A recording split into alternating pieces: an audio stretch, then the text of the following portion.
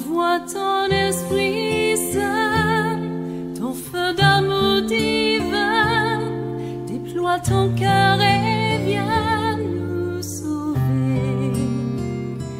Délivre-nous de nous, délivre-nous de tout ce qui refuse en nous de t'aimer. Du sang de ton agneau, déverse en nous le flot des abondantes eaux de ton pardon. Viens inonder nos vies, restaure-nous, guéris ton Église.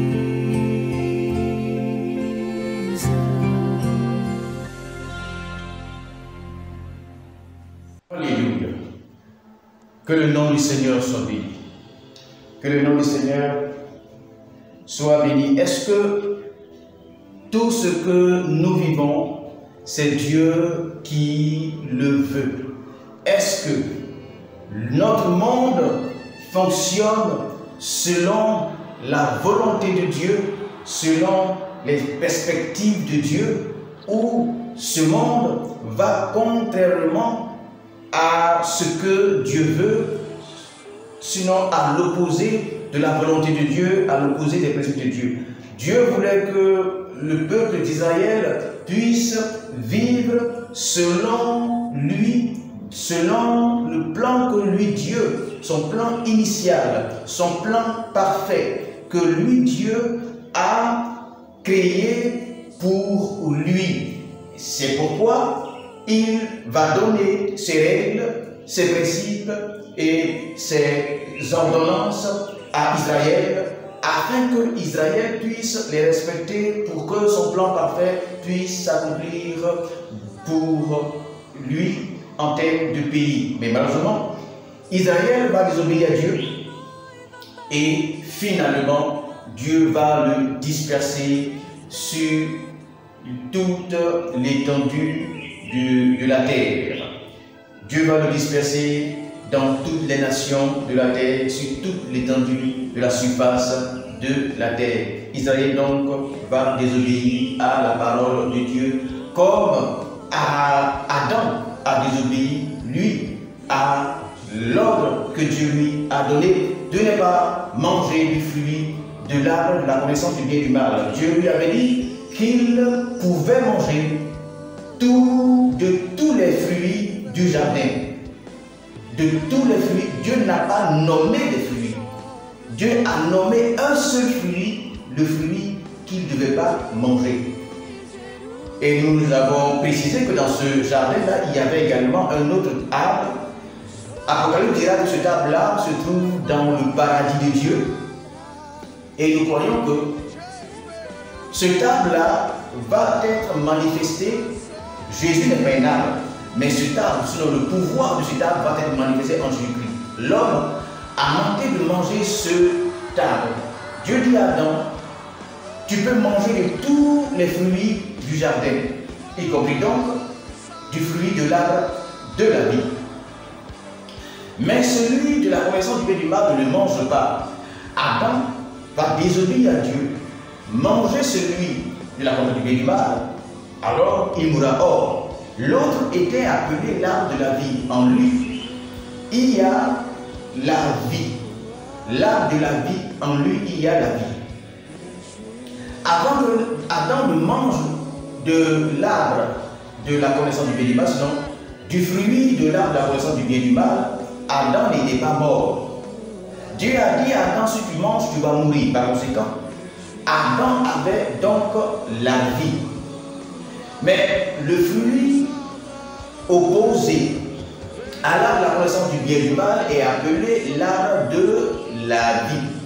Quelle est donc la différence entre la vie qui était en Adam avant de manger le fruit de la connaissance du bien et du mal? La Bible déclare que Dieu a tant aimé le monde qu'il a donné son Fils unique, afin que quiconque croit en lui ne périsse point, mais qu'il ait la vie. Cette vie dont il est question n'est pas le souffle de vie, n'est pas être. n'est pas vivre. Il est question d'une autre dimension de vie. Il est question d'un autre niveau de vie. Il est question de la vie éternelle. C'est pourquoi, lorsque Adam désobéit à Dieu, Dieu va porter des anges pour que ces anges-là ferment le chemin qui conduit à l'arbre de la vie. Et il dira, empêchez l'homme de manger de l'arbre de la vie pour ne pas qu'il vive éternellement. Par conséquent, le fruit de la vie avait le pouvoir de l'éternité. L'homme dans le jardin d'Éden a manqué de manger de ce fruit de la vie qui avait en son pouvoir, le pouvoir de l'éternité. L'homme a désobéi à Dieu et a mangé le fruit qui avait lui le pouvoir de donner la mort.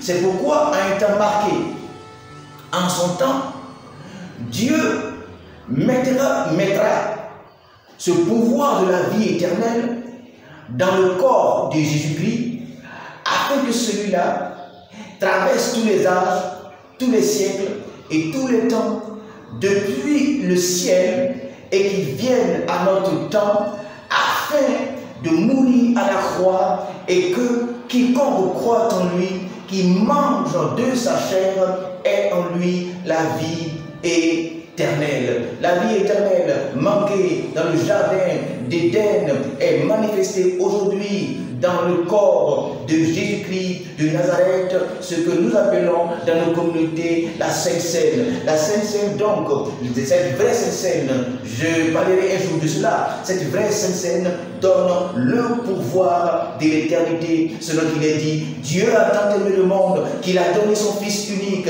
afin que quiconque croit en lui, qu'il ait la vie éternelle manquée dans le jardin d'Éden, cette vie éternelle en Jésus-Christ. Lui seul a la vie, lui seul peut nous donner la vie éternelle. Je ne dis pas, lui seul nous donne le souffle de vie. Tout le monde a le souffle de vie. Les animaux ont le souffle de vie. Les pintards, les cabris, les cafards, tous ces animaux-là ont le souffle de vie. Mais Christ nous donne, au-delà du souffle de vie, il nous donne la vie éternelle. Alléluia. Alors, en lui seul, il y a la vie éternelle. Si donc tu as mangé le fruit de la connaissance du bien et du mal, le négatif et le positif, qui est en réalité le négatif, qui est la mort, Christ lui seul a le pouvoir d'annuler dans ton corps, dans ta vie, dans ton esprit, dans ton âme, le pouvoir et la puissance de la mort, du fruit de la connaissance du bien et du mal. Un jour nous aurons l'occasion de parler amplement et en détail de ces choses-là. Christ est la solution, n'est-ce pas, du monde, car en lui, il y a le pouvoir de la vie éternelle. C'est ce pouvoir-là qui a la capacité de détruire le pouvoir de la connaissance du bien et du mal. Il y a, par exemple, les musulmans qui pensent que c'est à force de faire beaucoup d'efforts, beaucoup de biens qui seront pardonnés. C'est un principe qui ne marche pas selon ce principe. Ce principe existe dans toutes les sciences. Le principe du bien et du mal existe dans toutes les sciences. Le principe du bien et du mal, tu n'as pas besoin de faire du mal pour qu'il soit attaché. Le principe du bien et du mal est différent de la vie. Dieu n'est pas forcément le bien, Dieu est la vie. Dieu n'est pas forcément le bien, Dieu est la vie, car le bien fait partie du principe de la dualité. La dualité est collée avec le mal. Ceux qui ne connaissent pas ça pensent que Dieu est le bien, Satan est le mal. C'est une limite spirituelle et intellectuelle. Dieu n'est pas le bien, Dieu est la vie. Dans le jardin d'Éden, à moins que tu crois ou tu ne crois pas ça, dans le jardin d'Éden, il y avait trois choses. Il y avait la vie, il y avait le bien, il y avait le mal. Bon, c'est pas le temps de parler de ces choses-là. C'est pas le temps de parler de ces choses-là, mais il y a dans des erreurs. Le bien est attaché au mal, conformément à la parole de Dieu.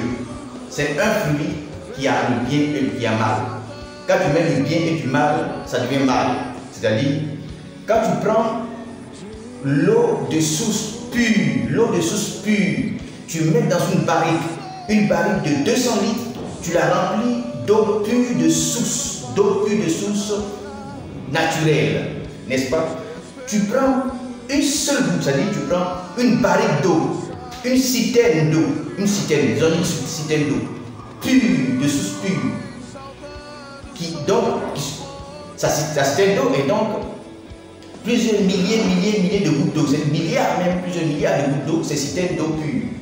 Tu prends une seule goutte de cyanure, un produit hautement dangereux. C'est-à-dire, la citerne est remplie d'eau positive, de milliards de gouttes d'eau. Ils ont mis positif sur toutes les gouttes d'eau qui ont rempli la citerne. Tu prends une seule goutte négative, cyanure, tu mets dedans. Tu me dis de boire, je ne bois pas. Parce que ce n'est plus l'eau pure, c'est une eau toxique. Personne ne pourra boire ça. C'est devenu négatif. Beaucoup de positifs, plus du négatif, ça devient du négatif. C'est-à-dire, beaucoup de bien, un peu de péché, tu vas l'enfer. C'est scientifique. C'est pas une question de loi. La loi, Dieu donne la loi à l'Ancien Testament parce que le Saint-Esprit n'était pas venu dans tous les gens pour leur donner l'intelligence. Moi, par exemple, je ne suis pas allé forcément à l'école, mais je connais ça. Je fais une conférence à l'université avec les professeurs de l'université. Christ vient, l'onction touche le cerveau des êtres humains.